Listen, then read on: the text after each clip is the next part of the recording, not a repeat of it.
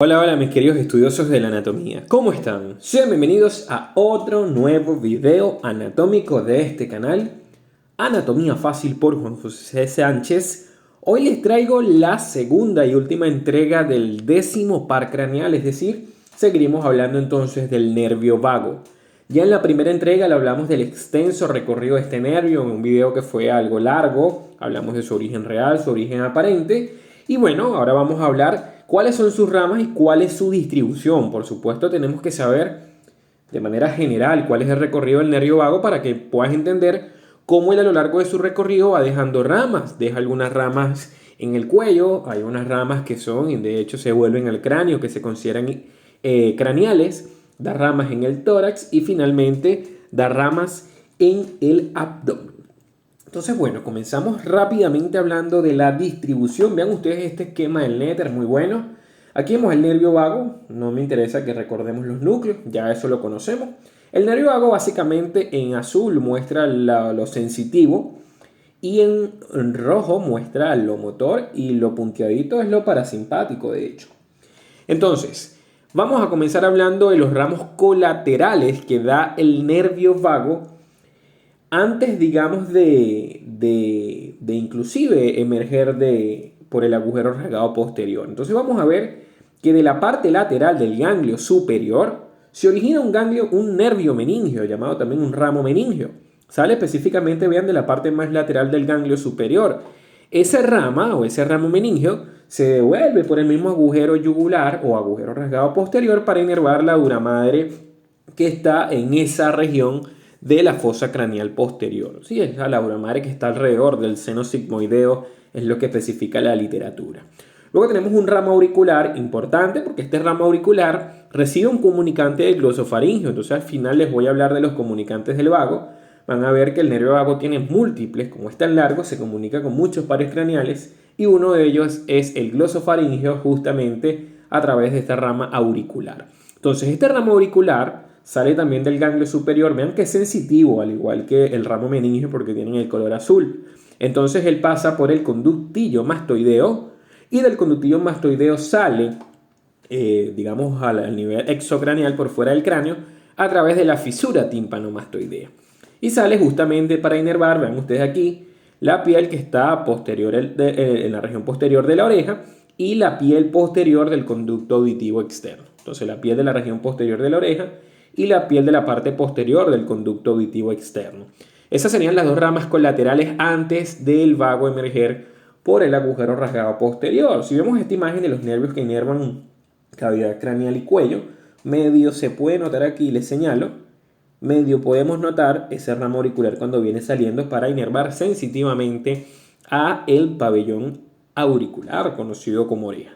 Vamos a ver qué pasa entonces una vez que ya el nervio emergió por el agujero rasgado posterior y llega a las inmediaciones del cuello. Aquí da, bueno, los ramos cervicales, que significan los ramos que dan en el cuello. Comenzamos primero con los más notables, que son los ramos faringios. ¿Sí? Estos ramos faringios, vean que se los estoy dando de hecho de arriba hacia abajo. Esos ramos faringios son mixtos. Primero, ellos van a llevar aportación motora, pero también llevan un poquitico de aportación sensitiva. Salen específicamente, noten ustedes, del ganglio inferior y van a conformar lo que se denomina el plexo faríngeo. Si usted ya vio mi video de nervio glosofaringio, debe acordarse que el glosofaringio aporta, vean, aquí está el glosofaringio, vean cómo aporta bastantes ramas que se van a ayudar también a formar el plexo faríngeo. De manera que el plexo faríngeo tiene aportación del vago, del glosofaríngeo y también aportación de la cadena simpática cervical. Sin embargo, hay ciertos autores, como el Garner Gray, que dicen que este plexo faríngeo también recibe información de la raíz craneal, vean ustedes, la raíz craneal la que se separó del nervio accesorio. Sin embargo, el Latatiet no especifica bien esta comunicación. Les digo porque, bueno, sé que las personas que ven mis videos no todos usan los mismos libros, entonces más o menos para que vean que sí hay otros libros que dicen cosas distintas. Entonces bien, ese plexo faríngeo es el que se va a encargar de inervar motoramente a los músculos de la faringe y músculos del paladar blando. Recuerden ustedes que del plexo faríngeo van a salir ramas que están trayendo aportación del glosofaríngeo y ramas que vienen trayendo aportación del vago. Entonces, si viste mi video de glosofaríngeo, te debes acordar que el glosofaríngeo ayudaba a inervar, por ejemplo, como ves en esta imagen, al constrictor superior. y también ayudaba a inervar el músculo palatofaríngeo. ¿Ok? Pero a la larga todo sale del plexo faríngeo. Ahora, ese plexo faríngeo también ayuda a recoger parte de la sensibilidad de la mucosa faríngea. Sin embargo, se le atribuye la sensibilidad de la mucosa faríngea más al glosofaríngeo. Entonces ya sabemos que el vago tiene poca aportación, que lo vemos en azul, de la mucosa faríngea. La mayoría de la sensibilidad mucosa la recibe realmente es el nervio glosofaríngeo. Luego tenemos los ramos vasculares. ¿Qué significa estos ramos vasculares? Unos ramos que vean ustedes que van en relación al corpúsculo y al cuerpo y al seno carotidio. ¿Okay? Son ramos que inervan tanto al corpúsculo como al seno carotidio. Si vieron nuevamente el video del glosofaríngeo, deben acordarse, vean ustedes aquí, que el glosofaríngeo también ayuda en la inervación de estas dos estructuras que se encuentran justamente en la bifurcación de la carótida primitiva. Luego tendríamos los ramos cardíacos cervicales. Usted dirá, ¿pero por qué se llaman ramos cardíacos cervicales? Bueno, porque estos ramos cardíacos cervicales ayudan a formar el plexo cardíaco, es decir, inervan el corazón, por así decírselos, pero nacen a nivel cervical. Vamos a ver que hay nervios que ayudan a inervar el corazón, que salen del vago también, pero que nacen a nivel torácico. Entonces eso se llamarían ramos cardíacos torácicos. Estos ramos cardíacos cervicales son dos grupos. Hablamos de los ramos cardíacos cervicales superiores. Vean ustedes cómo nacen muy arriba. ¿Okay? Y aquí tendríamos los ramos cardíacos cervicales inferiores. Entonces, los ramos cardíacos cervicales superiores, vean que prácticamente están naciendo a nivel del vago cuando dejó el ganglio inferior. Es decir, nacen un nivel por debajo de ese ganglio inferior. Él va a recibir comunicación también con los nervios cardíacos simpáticos. Porque, ¿qué es lo que pasa? Estos ramos cardíacos cervicales superiores terminan en la parte profunda del plexo cardíaco, es decir, son los que le llevan la inervación, vean, punteadita, parasimpática significa, recuerden que les dije en un principio del video que lo punteado era parasimpático. Entonces eso es lo que le lleva la información parasimpática al corazón, es decir, baja la frecuencia cardíaca, disminuye la fuerza de contracción, o sea, todo lo contrario a lo que le hace el simpático al corazón. Entonces tiene que ir acompañado también de información simpática, porque el simpático es el que hace los efectos de aumento de la frecuencia cardíaca, de aumento de la fuerza de contracción. Entonces vean ustedes que el parasimpático y el simpático llegan al corazón. El parasimpático se lo lleva el vago y el simpático, bueno, específicamente se lo llevan los nervios simpáticos como tal de la cadena simpática. Entonces, bien, con respecto a los ramos cardíacos cervicales, ahí vemos a los superiores como nacen en el cuello desde arriba. Y vemos que los inferiores, que aquí lo vemos naciendo, casi llegando a la base del cuello, también van llegando al plexo cardíaco. ¿Qué es lo que pasa? El nervio vago derecho, que sería esto, o para ponérselo más fácil, las ramas cardíacas cervicales inferiores del nervio vago derecho, de manera teórica, obviamente no lo van a ver en la imagen, llegan a la porción profunda del plexo cardíaco. Mientras que las ramas cervicales inferiores del nervio vago izquierdo, que serían estas, también llegan a formar el plexo cardíaco, pero la porción superficial. Entonces, el derecho, la porción profunda, y el izquierdo, la porción superficial. Vean cómo forman un plexo nervioso que después se distribuye a lo largo de todo el corazón. Aquí, bueno, allá era un esquema, aquí lo vemos más en vivo, vemos al nervio vago, vemos las ramitas que van muchísimas para el plexo faríngeo y vemos cómo origina, en este caso, al nervio cardíaco, a los ramos cardíacos cervicales superiores. Vean que nace a nivel del cuello, es increíble, o sea, no hay explicación alguna por qué esos nervios, en vez de salir más abajo, nacen tan arriba, a nivel cervical. Ok, vamos a seguir entonces hablando de estos ramos cervicales. Ya estamos casi terminando para entrar en los ramos torácicos, pero antes no te vayas a despegar del video.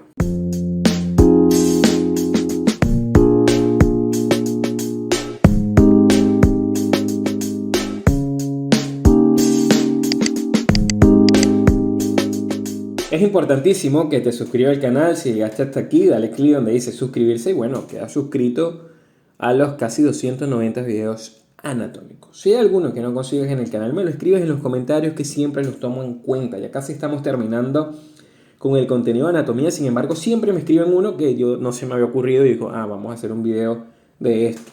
Muchos de ustedes seguramente les habré hecho algunos de los videos que han pedido y no se han dado cuenta. Lo que pasa es que los leo, después se me pierde el comentario porque de verdad son tantos los videos, casi 300, imagínense la cantidad de comentarios que recibo a diario.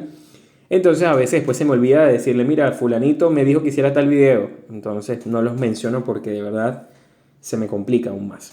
pero los tomo en cuenta. De verdad, siempre los tomo en cuenta que comenten. También me pueden decir desde qué país me están viendo y desde qué universidad. Nos habíamos quedado con los ramos cervicales. ¿Okay? A lo último que hablamos fueron en los dos ramos cardíacos, el cardíaco superior y los ramos cardíacos inferiores. Vamos a hablar del nervio laríngeo superior. Vean ustedes aquí, este nervio laríngeo superior sale en un nivel un poco por encima de los ramos cardíacos. Pero aproveché de dárselo en esta parte porque digamos que es más importante hacerle énfasis al nervio laríngeo superior. Este nervio laríngeo superior es un nervio mixto primero, es un nervio motor y es un nervio sensitivo. Vean que específicamente sus fibras salen del ganglio inferior, parecieran salir del ganglio inferior. Entonces, esos dos componentes del nervio laríngeo superior es porque cuando él llega a las inmediaciones de la laringe, en la parte más inferior de la faringe, se divide en dos ramos. Un ramo externo que es netamente motor. Este ramo externo se encarga de inervar dos músculos. Uno es el músculo cricoides, perdón, iba a decir cricotiroideo, disculpen, el músculo cricoides, que es este que está anterior al cartílago cricoides. Y el otro es el músculo constrictor inferior de la faringe. ¿Okay? Entonces, inerva al cricoides y al músculo constrictor inferior de la faringe. Vean que es una rama netamente motora. Ahora, el ramo interno, por su parte, es el que lleva la batuta desde el punto de vista sensitivo. ¿Qué es lo que va a pasar con este ramo interno? Bueno, este ramo interno perfora esta membrana, que es la membrana tiroidea, porque va uniendo el cartílago tiroides con el hueso ioides. Por allí pasa junto con la arteria laríngea superior. Y lo que se va a encargar es de inervar sensitivamente la mucosa desde la raíz de la lengua, a nivel de las valéculas epiglóticas, hasta las cuerdas vocales. Esa es la inervación sensitiva entonces de la mitad superior de la laringe. Porque vamos a ver que la mitad inferior de la laringe, es decir, desde las cuerdas vocales hacia abajo, están aseguradas por el nervio laríngeo recurrente. A la larga es el vago que está inervando, porque vamos a ver que el laríngeo recurrente es rama del vago, es el vago que está inervando sensitivamente la mucosa de la laringe, pero por dos ramas distintas. De todas maneras, bueno, pueden ampliar aún más la información de cómo es esta inervación en mis videos de laringe. ¿Okay? Pero entonces vean que el ramo interno es sensitivo y el ramo externo es motor. ¿Qué es lo que va a pasar? Existe una comunicación muy nombrada, que es esta flecha que les estoy señalando aquí, que une o que comunica al nervio laríngeo superior o rama interna del laríngeo superior, realmente es el nombre, y el nervio laríngeo recurrente. Esa rama es llamada el asa de Galeno, tiene un nombre de epónimo, asa de Galeno, es muy conocida en los libros casi siempre con el epónimo, de verdad desconozco si tiene algún nombre anatómico, ¿okay? Pero es el asa de Galeno, así se le denomina a esa comunicación entre ambos nervios. Luego entramos a territorio de los laringios recurrentes. Aquí, bueno, aquí es variable. ¿Por qué es variable? Porque es distinto el laringio recurrente derecho y el izquierdo, eso lo habíamos hablado en el recorrido del nervio vago. Vean que el laringio recurrente derecho rodea la primera porción de la arteria subclavia, mientras que el laringio recurrente izquierdo es más largo porque él nace a nivel torácico, este nace hacia el cuello, el derecho. Recuerden que esta es una visión posterior, por eso es que este es derecho. En cambio el izquierdo, vean que nace rodeando al arco de la aorta, entonces nace a nivel torácico, tiene una porción intratorácica. ¿Qué es lo que va a pasar? Este nervio laringio recurrente derecho, vamos a comenzar con él. Una vez que hace el recorrido, asciende pegadito entre la tráquea y el esófago. ¿Qué les quiero comentar? Ya después del origen, ambos se pegan entre la tráquea y el esófago y ya el recorrido superior comienza a ser más o menos similar para los dos nervios. Asciende entonces pegadito entre la tráquea y el esófago, aquí lo pueden notar, en este caso sería el izquierdo. ¿Okay? El nervio laringio recurrente izquierdo, vean, pegadito entre la tráquea y el esófago, porque es que él inerva la tráquea y al esófago. Aquí lo podemos ver un poco mejor, cómo se mete en las inmediaciones de la laringe. Y justamente se mete en la laringe para hacer dos cosas. Primero, para inervar sensitivamente a la laringe en la mucosa por debajo de las cuerdas vocales. De hecho, toda la mucosa de la tráquea y laringe hasta las cuerdas vocales es del laringio recurrente. Mientras que encima de las cuerdas vocales hasta la raíz de la lengua es del nervio laringio superior. Mientras que la mucosa de la faringe es casi toda del glosofaringeo, muy poca del nervio vago. Y ya la lengua, saben que el tercio posterior es del glosofaringeo. Bueno, me estoy yendo para otro lado, pero es para que vean cómo es muy particular la inervación sensitiva de esta zona laringofaringea, digamos así. Es muy, muy particular y medio intrincada, hay que estudiarla bien. Entonces, aparte de este laringio recurrente ser sensitivo para esa parte inferior de la laringe, también inerva los músculos de la laringe, los músculos extrínsecos de la laringe. Por eso es que este nervio es el más importante para la voz y su lesión va a causar disfonía. Ahora, recuerden ustedes que el ramo externo, el laringio superior, iba para un músculo de la laringe nada más, que era el cricoides. Por eso es que también, sobre todo en las cirugías de tiroides, que es cuando se puede lesionar el ramo externo del laringio superior, el paciente puede quedar difónico para ciertos tonos. No me voy a poner a explicar qué tipo de tonos porque ya me iría mucho hacia fisiología.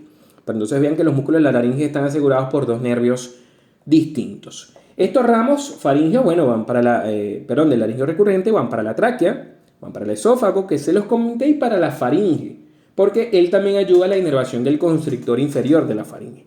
De manera que el constrictor inferior de la faringe tiene aportación del nervio laringio externo, rama del laringio superior, y tiene aportación también del laringio recurrente. Vean ustedes lo maravilloso de este nervio vago y lo intrincado que es. Gracias al creador, que hoy en día lo conocemos de una manera mucho más de lo que se conocía antes.